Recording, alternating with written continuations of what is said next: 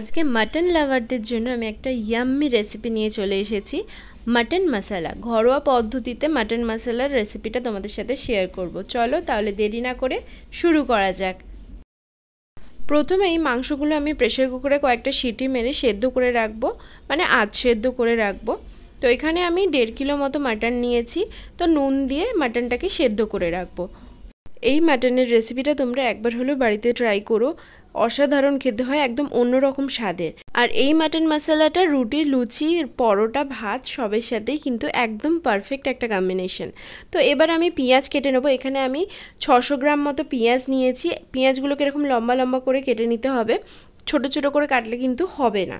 তো এইভাবে পেঁয়াজগুলো আমি কেটে নেব। এখানে আমি 600 গ্রাম মতো পেঁয়াজ নিয়েছি। তোমরা তোমাদের মাংস অনুযায়ী পেঁয়াজটা নিয়ে নেবে। পেঁয়াজটা একটু বেশিই লাগবে এখানে।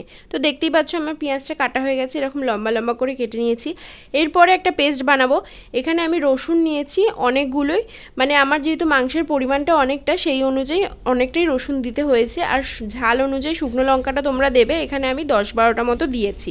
দিয়ে একটা মিহি পেস্ট তৈরি করে নেব, ঠিক এই রকম টাইপের। তো মাংসটা এখানে সেদ্ধ হয়ে গেছে। এখানে আমি 4-5টা সিটি দিয়ে নামিয়ে নিয়েছি। কারা কারা তোমরা মাটন খেতে ভালোবাসো আমাকে কমেন্ট করে জানিও তো। এবার আমরা একটা হাঁড়ি নিয়েছি, হাঁড়িতেই রান্নাটা করব। তো হাঁড়িটা প্রথমে গরম করে নিয়ে তার বেশ কিছুটা পরিমাণ তেল নিয়ে নিয়েছি। এরপরে এখানে কিছু গোটা মশলা দেব, যেমন গোলমরিচ, দারচিনি, তেজপাতা, স্টার অ্যানিস, বড় এলাচ আর লবঙ্গ। তেলটা হালকা গরম হয়ে এলেই গোটা মশলাগুলো দিয়ে দেবো। দিয়ে ভালো করে বেশ কিছুক্ষণ নেড়ে নেবো, যতক্ষণ না গোটা মশলার গন্ধটা একটু বেরাচ্ছে। এরপরে আমরা এখানে পেঁয়াজগুলো দিয়ে দেবো। তো পেঁয়াজগুলো এখানে তোমরা হালকা লাল লাল করে ভাজতে হবে। তো এখানে পেঁয়াজগুলো ভালো করে ভেজে নেওয়ার পর যখনই দেখতে পাবে যে এরকম হালকা পিঙ্কিশ একটা কালার এসে গেছে, তখন কিন্তু মাংসটা আমরা দিয়ে দেবো। তো এখানে দেখতেই পাচ্ছ যে পেঁয়াজটা হালকা ভাজা হয়ে এসছে। তো এরপরে যখন এরকম পিঙ্কিশ হয়ে যাবে, তখন এখানে আমরা মাংসগুলো দিয়ে দেবো। তো মাংসগুলো দিয়ে ভালো করে পেঁয়াজের সাথে আমরা মিশিয়ে নেব এবং এটাকে কষাতে থাকবো। এই মাটনের রেসিপিটা কিন্তু একদম অন্যরকম একটা স্বাদের, মানে নর্মাল যে আমরা মাটনের ঝোল খাই আলু দিয়ে বা এমনি মাটন কষা খাই, তার তুলনায় কিন্তু স্বাদটা একদমই অন্যরকম। তোমরা বাড়িতে একবার হলো ডিনারে বা দুপুরবেলা ভাতের সাথে ট্রাই করে দেখতে পারো। এরপরে এখানে আমরা 7 থেকে 8 চামচ মতো আদা বাটা দিয়ে দেবো। আর যে পেস্টটা তৈরি করেছিলাম রসুন আর শুকনো লঙ্কার, সেই পেস্টটা দিয়ে দেবো। দিয়ে ভালো করে মাংসের সাথে মিশিয়ে নেবো।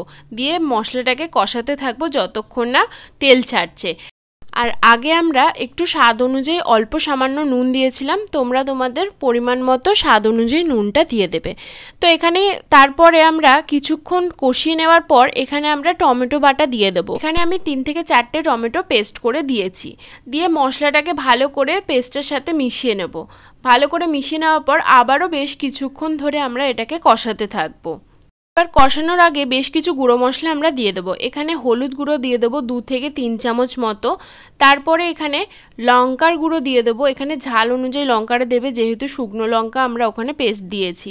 তারপরে ধনে গুঁড়ো 2 চামচ মতো, জিরে গুঁড়ো 2 চামচ মতো, আর কাশ্মীরি লঙ্কার গুঁড়ো বেশ কিছুটা পরিমাণ, যাতে রঙটা হয়। আর সামান্য একটু চিনি, এটা অপশনাল, তোমরা যদি না দিতে চাও না দিতে পারো, তাতে কোনো অসুবিধা নেই, দিলে একটু ভালো লাগবে।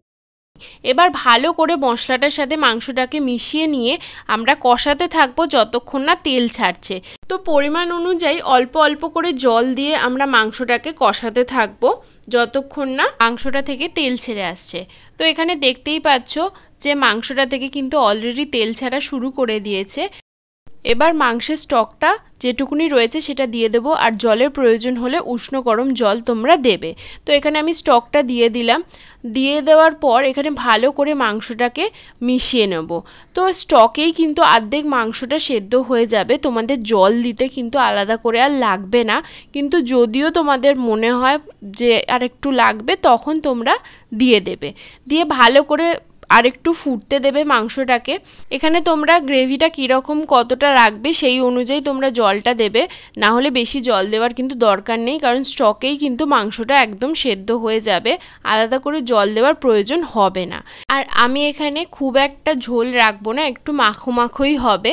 তো আমি এরপরে এটা নামিয়ে দেবো। আমাদের মাংসটা একদমই হয়ে এসছে।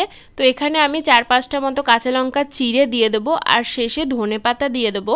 ধনেপাতা দিয়ে দেওয়ার পর এখানে আমি ওপর দিয়ে একটু ঘি ছড়িয়ে দেবো।